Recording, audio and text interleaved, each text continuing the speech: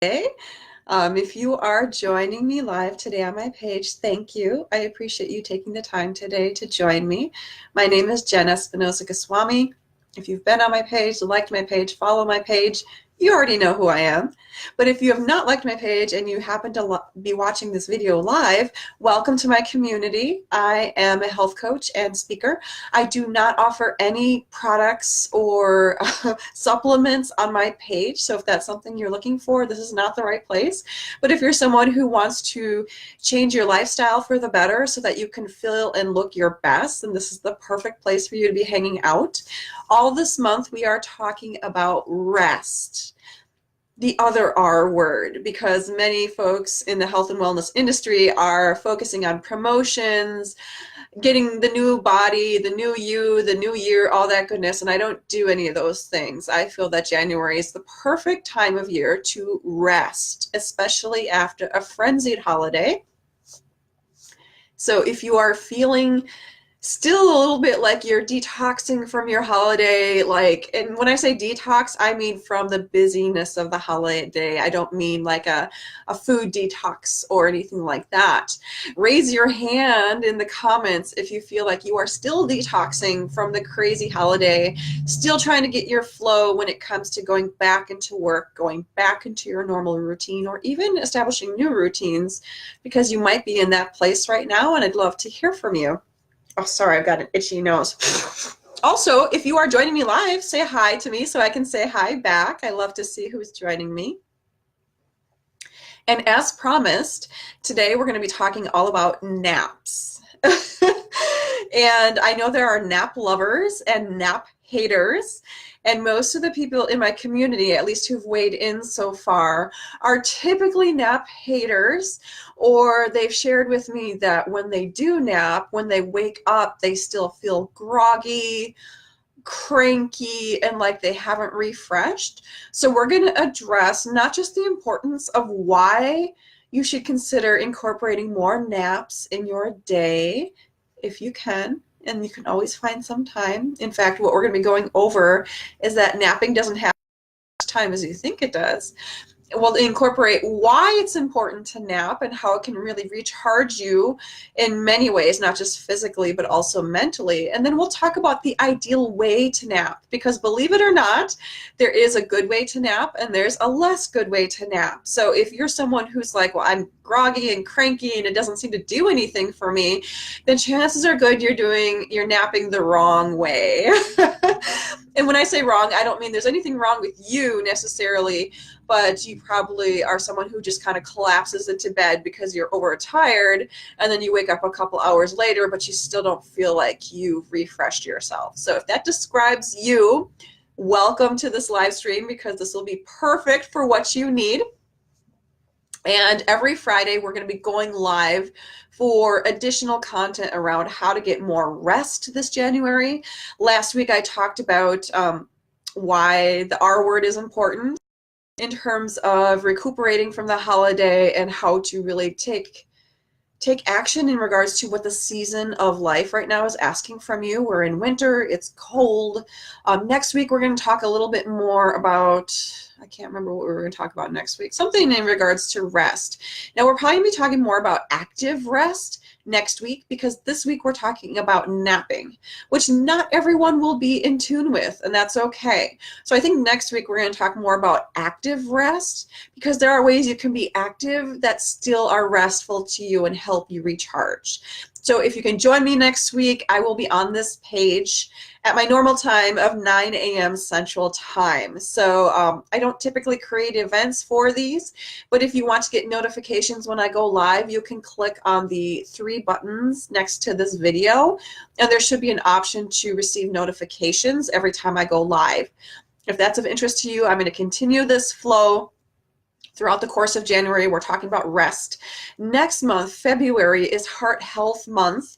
So we're going to talk about self-love. Yes, there are physical things you can do to improve your heart health, and that's something I talk about and I offer presentations and seminars on. But next month, we're going to focus more on self-love, because I see a lot of women who are not loving on themselves as much as they should or could. I hate the word should, as much as they could, to feel even better about themselves. So we're going to talk self-love in February. And And again, that will continue every Friday at 9 a.m. Central Time right here on this page. So I hope to see you for each of these videos. Let's talk a little bit about naps. Yes, naps. Do you take them? That's what I want to hear from you first. So this is your opportunity to share.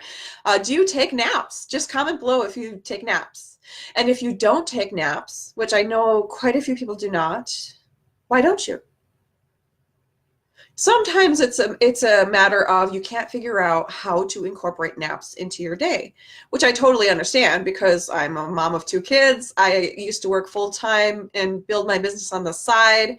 I've been blogging for several years, so I'm a creative, but I always have multiple fires going on in my life, so I'm not always someone who says, oh, it's nap time. Oh, yep, it's 2 o'clock. I got to take my nap right now. So it hasn't always been a possibility for me. But take heart, because even if it's not a possibility for you right now in this moment or today, it could be a possibility for you on the weekends. It could be a possibility for you during different stages of your life. If you have young kids right now, I hope you nap when your kids nap, but you may not be doing it the most effective way. So we'll talk about how to be more effective when it comes to your napping strategy. Yes, we're going to talk napping strategy today. And then I'll give you some really good tips in terms of how you feel rested after you nap, because if you go down to nap and you take a break from your day and you wake up feeling even worse than before, then you may not ever want to nap again. And I totally feel you on that. So I want you to feel rested when you nap. By the way, a lot of the information I will be sharing today in the live stream comes not just from me. It's inspired by the book by Daniel Pink, which is called When. And he talks a lot about cycles, the cycles that people go through during the course of their day. Now, you probably already intuitively understand that there are certain times of day when you feel more energetic than others.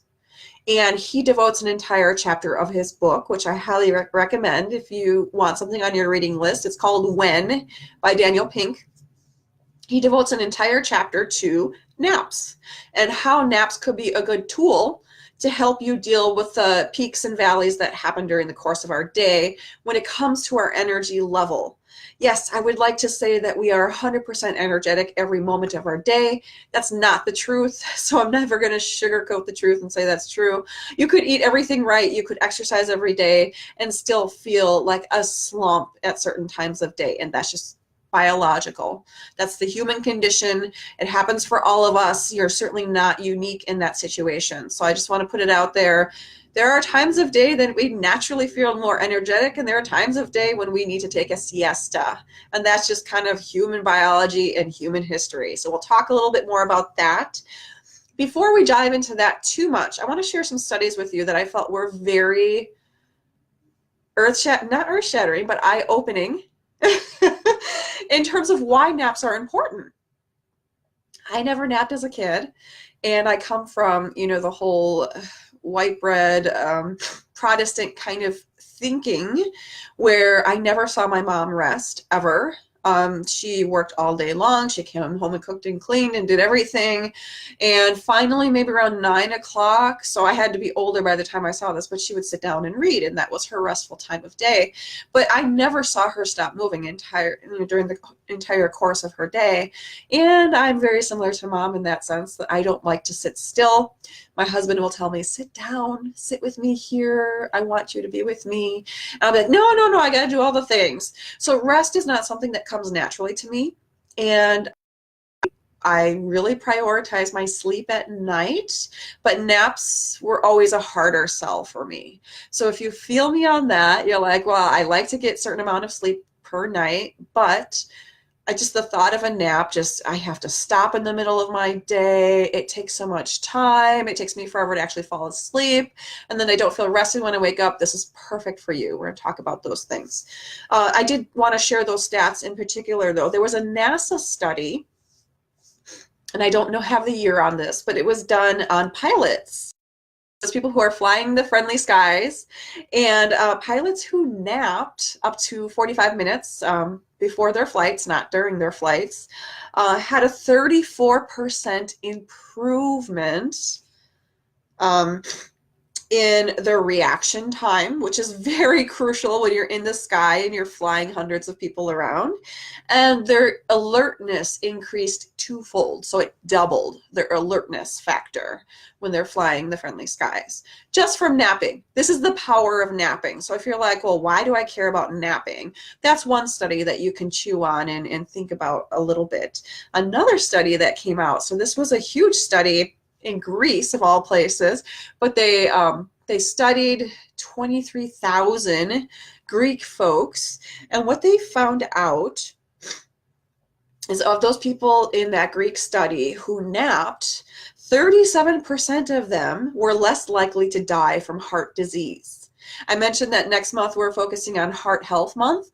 Well, if you have a history of heart disease, stroke, heart attack in your family, then this might be very compelling for you. You might be 37% less likely to die from those sorts of risk factors when you incorporate naps as part of your routine or your rituals. So those are very important statistics and studies that came out from this book. And I felt that it was important to share that as reasons why you should consider napping. There are two main things that improve for you when you incorporate napping in your weekly schedule. I'm going to say weekly because daily is not realistic for the majority of us, but some sort of consistent napping practice. Yes, I did say napping practice. Two ways we improve from napping more often is we get a boost in our cognitive performance, decision making, logical reasoning, those sorts of things, doing complex functions if you're in school and you're doing math and things like that, or statistics or analysis of some sort. I used to do very analytical kind of work for my corporate position because I was in quality assurance. So I did a lot of crunching of numbers and trends and patterns. I needed that logical reasoning and thinking. So you can boost your cognitive performance by napping more. And another thing that happens is you boost not just your mental, but also your physical health. The physical health you can probably understand, especially if you're a very on-the-go kind of person. If you are constantly on your feet, if you're moving from place to place, if you exercise regularly, rest is part of your program, and that rest doesn't necessarily have to be the rest that you do overnight. So that's the importance of napping. That's why you should consider napping. Now let's talk a little bit about how we typically nap, right? Like most of us are like, oh my God, I finally have an afternoon where I don't have anything scheduled, and I'm just going to hit the hay and I'm going to just rest as long as I can. And maybe my kid will wake me up when it's time to get up, or maybe I'll set an alarm. Maybe I won't. Maybe I'll just sleep until I get up. That's not the right way to nap. And if you're napping that way, it could be the reason why you wake up feeling less refreshed than you hoped when you laid down to nap. So I want to put all those fears to rest, because some of you may be feeling like, I don't have 2 hours to nap during the course of my day. That's fine. You don't need 2 hours. In fact, 2 hours is not the right amount of time to nap in order to get the most benefit from napping. So Daniel Pink had studied a lot of important things when it comes to our rhythms during the course of the day, you know, our ebbs and flows of energy. And he found some troughs where we were feeling really good, and then he found some valleys where we weren't feeling so good. I think he called troughs and valleys. I think that's the wording he used. And the interesting thing is, most of us experience a type of afternoon slump between 2 p.m. and 3 p.m. And depending on where you are in the world, it doesn't matter where you are in the world, adjust for time differences and things like that. But typically, you know, it's a few hours after you've had lunch. It's before you're able to check out of the office if you're working outside of the home. It's that time of afternoon when you might find yourself running to the vending machine because you need a sugar rush. There's a reason why. It's because your body needs to recharge, because you have been going, and now it's time for your body to refresh, renew, relax, and rest. Now, most of us don't feel that we have the time or ability to actually nap at our workplace. There are certain workplaces that are more friendly for a napping type environment, like some workplaces such as Nike and Uber. Those were the companies he did mention, Daniel Pink, in his book. But some companies do offer a napping room. But if there's not a napping room, there could at least be a private area. You could go to your car. There are options for you in terms of where you can nap. I know a car may not be ideal because you're sitting upright. However, I will say that more and more companies are recognizing that the overall health and wellness of their employees is important. So you can certainly be clear with your company when you go on break and leave your desk, you know, that's your time for yourself and you can choose what to do with it, whether it's a nap or something else. And most workplaces do offer some friendly locations for you to nap. If you live at home, that's fine. For me, when I think about it, between 2 and 3 is typically when I pick up my children from school. So I might be napping in my car. You know, I'm parked in the parking lot. It's a very safe place for me. I can certainly take a little bit of shut-eye in the car. So depending on where you are during that time of day, that is typically when most of us experience that afternoon slump. And you know it's a slump for you. Excuse me, my nose is just on fire today. You know it's a slump for you when you feel tired, when your eyes might be closing. For some people, it might be tea time. Maybe tea is the way for you to kind of unwind. You might feel like you need a sugary snack to kind of keep you going. You might be hungry. So there could be a lot of things coming up for you, but those are indications that it is a restful time for you or a restful opportunity for you because you're in your slump. Now, if you wanted to study your own, there is a chart that Daniel Pink shares in his book called When. You can certainly chart your own personal time because, you know, the average is between 2 and 3, but some of us might have different times because we wake up at different times of day, right? And typically what he noticed was we experienced that trough, or not the trough, we experienced the downturn approximately 7 hours after we wake up in the morning. For me, I typically wake up at 6 o'clock, so my slump might be a little bit earlier than 2 o'clock, because if I count from 6 o'clock, 7 hours after that, I'll be at 1 o'clock, 1:30, which is kind of funny because that's typically when I start driving to pick up my kids from school, because my daughter gets out. I have to be at her school by 2. So that's really interesting for me to note, and another reason why it's been challenging for me to adjust to this different school schedule. For you, it depends on what time of day you wake up. If you don't wake up till, you wake up but you're not up until like 8 or 9, then your slump time in the afternoon might be closer to 3 or 4, just depending on what time you typically wake up. But the average is about 7 hours after you wake up is when you're in kind of the lowest energy of your day. And this is based on a lot of research. So how do you nap appropriately, and how do you make sure it's a restful nap? Here's the interesting thing. If you take a nap for longer than 30 minutes, you're not going to feel as refreshed as if you take a nap for less than 30 minutes. And here's the kicker. It takes, on average, most of us 7 minutes to actually fall asleep when we've determined that we are going to nap in our location. So you're like, wait a minute, I only need to nap for 20 minutes, but it's going to take me 7 minutes to fall asleep. Then that's like a 15-minute nap. What's the point?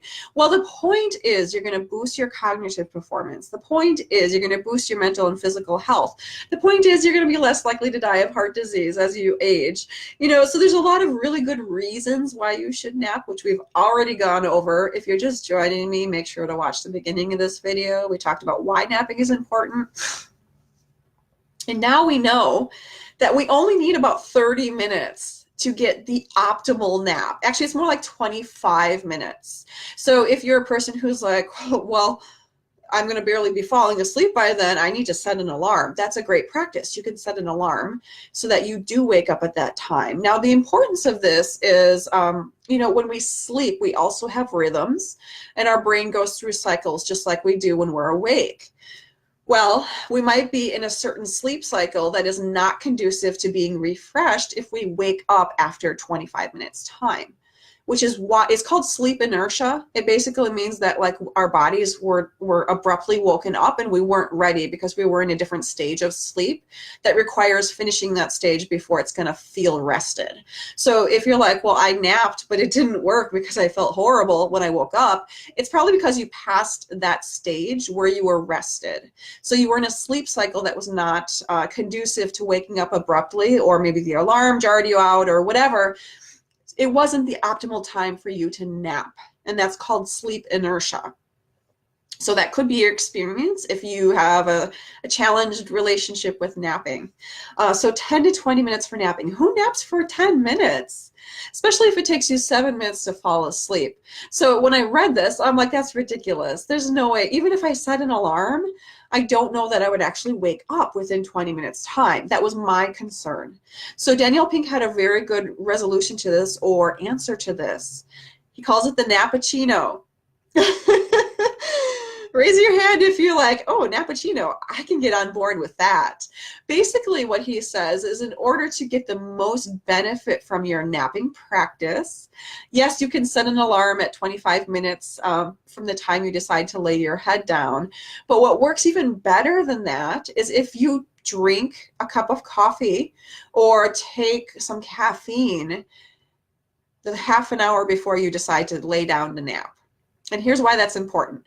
It takes your body about 20 to 30 minutes to get the jolt that we get from caffeine, that caffeine rush, if you will. So he's like, oh, perfect. That caffeine jolt is going to wake you up naturally, and you will be able to get out of that sleep cycle, and it's just going to happen in a more organic way than if you have an alarm waking you up. So it's less of a jarring experience. That caffeine is going to help you naturally come up out of that sleep cycle so you do not experience sleep inertia. And he calls it a Nappuccino. So if you're not a coffee drinker, I totally feel you. I have some tea drinkers who watch this video. I have some people who drink soda and things like that. He says that the ideal amount of caffeine to ingest before you nap is 200 mg. So I think that's if you do decaf tea and things like that, you're barely getting 50 mg, I think, per cup. So you might want to think about boosting that up a little. If you're not doing caffeine for any reason, I mean, you could probably do chocolate too, but I wouldn't recommend that because it's sugar and some other things going on there. But you can certainly take something, whatever form of caffeine you typically take today, but that will help you rise from that sleep in a more natural, organic way, and also allow you to get the benefits of napping without feeling like, oh my God, I'm going to oversleep, or oh my God, I can't fall asleep, I can't relax. You will be able to relax, but you also will be able to experience that caffeine jolt that will help you to rise from that nap. So that is pretty much what I have for you today. I do have an event I need to go to. Thank you for joining me. I see someone just joined live. We're talking about napping, why it's important, and how to get the best nap. I gave some specific techniques, many of them from the book When by Daniel Pink. He's a very good author. I really enjoyed the book. He gave examples from history of people who either bungled serious things or did really well based on whether they napped or didn't nap, or how they paid attention to their cycle, or when they were making decisions. So the book is very fascinating. There are good times of day to make decisions and bad times of day to make decisions. And I'm sure you can guess that afternoon slump time when you should be napping, when you could be napping, I don't like to use the S word, is not a good time for you to make decisions. So that's also another little free tip that I have for you today is if you need to make a really important decision, it's probably best to do it before noon and avoid doing it between like noon and 4, because depending on where your sleep cycles are and where your circadian rhythm is taking you, that may not be the optimal time for you to make important decisions. Just throwing that out there. Sometimes waiting on things is a very important thing. So this is Jenn Espinosa-Goswami coming to you live from my page at Waitlist, talking about the importance of napping and how to incorporate a napping practice that makes sense for you. Before I sign off for the weekend and bid you adieu, I'd like to say that the effect of napping, the positive benefits of napping, have been found with people who are more consistent with the practice of it. So even if you can't do it on a daily basis, which I can't do it on a daily basis, so I feel you there, maybe you could designate one day a week that it works for you. And try this. Try the Nappuccino. Try doing the 10 to 20 minute nap. Try creating that perfect environment for you to lay your head down, no distractions. If you have young children, you can do it when your children are napping. Make sure you take that caffeine before you lay down, because that might help you rise from that sleep more easily, more organically, and not experience that sleep inertia that makes you feel kind of like down and groggy and cranky. those are the best tips I can give to you. If you can't do it during the week, choose one day of the weekend. Sunday is generally a pretty good day if you're not overbooked or overscheduled on Sunday. That's a good time to take opportunity and say, I'm going to give myself the gift of a nap so that I can feel amazing, get refreshed, and be able to make better decisions when I do wake up. Because we make lots of decisions, especially for parents, so why not make the best decision you can and improve your ability to reason, because you might have to argue with someone, and that's okay, but you'd better be doing it with a clear mind, and napping will help you get there. Join me live next week on Friday at 9 a.m. Central Time, and we'll talk more about how to incorporate more rest during the course of this theme for January, which is get more rest. I want you to feel good, and we feel good when we feel well rested and well able to tackle the busyness of life. Thank you for joining me live today. This is Jen. I will see you next week. Please say hi to me. If you're watching the replay of this video, please make sure to comment with your feedback. I see every comment you have. I love to hear from you. And meanwhile, I hope you have a beautiful weekend and have a great Friday. Bye-bye.